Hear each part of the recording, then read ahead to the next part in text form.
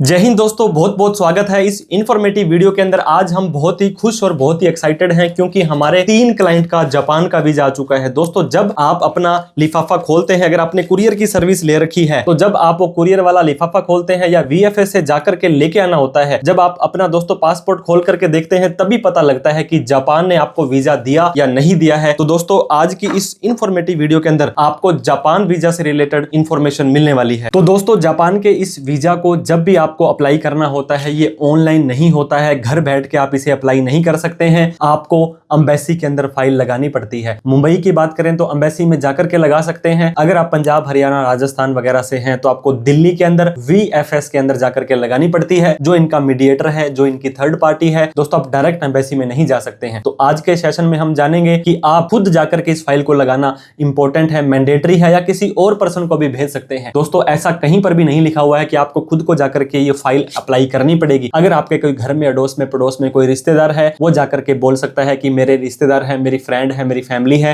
तो आप उनका जो भी डॉक्यूमेंट्स हमने बताए थे, जो भी आपको प्रोसेस बताया था, उसके माध्यम से आप जाकर के अप्लाई कर सकते हैं। लेकिन अगर आप किसी एजेंट के माध्यम से अप्लाई कर रहे हैं दोस्तों, तो उन एजेंट का अलग से आई कार्ड बना होता है, अलग से उनकी वहां पर पहचान होती है, आइडेंटिटी होती है। तो हालांकि एजेंट को 1 घंटे का कम टाइम मिलता है, उनके लिए जल्दी विंडो बंद हो जाती है। तो आप लोग खुद भी जा सकते हैं, अपने किसी दोस्त, यार, मित्र को भी भेज सकते हैं। उनकी खुद की आईडी और सामने वाले व्यक्ति का पासपोर्ट है वो देते ही देते हैं। तो ऐसी कोई भी बाउंडेशन नहीं है कि आपको खुद को ही जाना पड़ेगा। आप किसी थर्ड पर्सन के माध्यम से इस फाइल को सबमिट कर सकते हैं। और दोस्तों, आपको पता होगा, जब आपका वीएफएस के अंदर पासपोर्ट वापस एम्बेसी से आ जाता है, वीजा लगा या नहीं लगा, आप कुरियर की फैसिलिटी लेते हैं 550 रुपए की, तो आपके घर पर वो पासपोर्ट बन करके आ जाएगा। लेकिन आप चाहते हैं कि वो पासपोर्ट वहां से कलेक्ट किया जाएगा, जाकर के हम उठाएंगे, क्योंकि हम 550 रुपए नहीं देना चाहते हैं। तो इस केस के अंदर क्या होगा दोस्तों, ये 550 रुपए अगर आप बचाना चाहते हैं तो आप वहां पे जाकर के खुद भी कलेक्ट कर सकते हैं।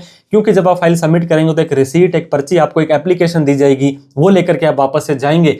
तो उसको दिखाने के बाद आपको खुद को तो दे ही देंगे, किसी और व्यक्ति को आप भेजते हैं तो दोस्तों उसका खुद का आई कार्ड, आपका आई कार्ड और साथ में एक ऑथराइजेशन लेटर दे दें कि ये मेरा भाई है, ये मेरा दोस्त है, और इसको ये पासपोर्ट दे दिया जाए, तो उन्हें भी मिल जाता है। तो कहने का मतलब, पासपोर्ट जमा कराते समय, पासपोर्ट वापस लेते समय, दोनों के अंदर ही आपका जाना जरूरी नहीं है, आपके ब्याह पे कोई और व्यक्ति भी इसको कर सकता है। तो दोस्तों, आप भी जापान वीजा से रिलेटेड या किसी भी कंट्री का कोई टूरिस्ट वीजा से रिलेटेड आपको किसी तरह की कोई प्रोफेशनल हेल्प चाहिए, आपको किसी भी तरह की कोई डॉक्यूमेंटेशन, दोस्तों ITR, bank statement, hotel, cover letter, itinerary, flight, और आपकी जो प्रोफाइल होती है दोस्तों, कई बार ऐसे चीज होती है, ऐसे डॉक्यूमेंट होते हैं जो एम्बेसी लेती नहीं है। मान लीजिए कि आप क्रेडिट कार्ड की स्टेटमेंट लगाना चाहते हैं तो जापान वाले लेंगे ही नहीं। तो अलग अलग कंट्री के हिसाब से आपको उस चीज को, अगर आप जो चीज नहीं लगा पा रहे हैं, उसको आप अपने कवर लेटर में इस तरह से इंक्लूड कर सकते हैं कि डॉक्यूमेंट ना देकर भी आपने उनको बता दिया। तो आपको दोस्तों किसी भी तरह की कोई प्रोफेशनल हेल्प चाहिए हो तो आप हमारे दिए गए नंबर पर कॉल, मैसेज, व्हाट्सएप कर सकते हैं। और कोई नॉर्मल आपकी डाउट, क्वेरी, क्वेश्चन रहती है तो आप कमेंट बॉक्स में पूछ सकते हैं।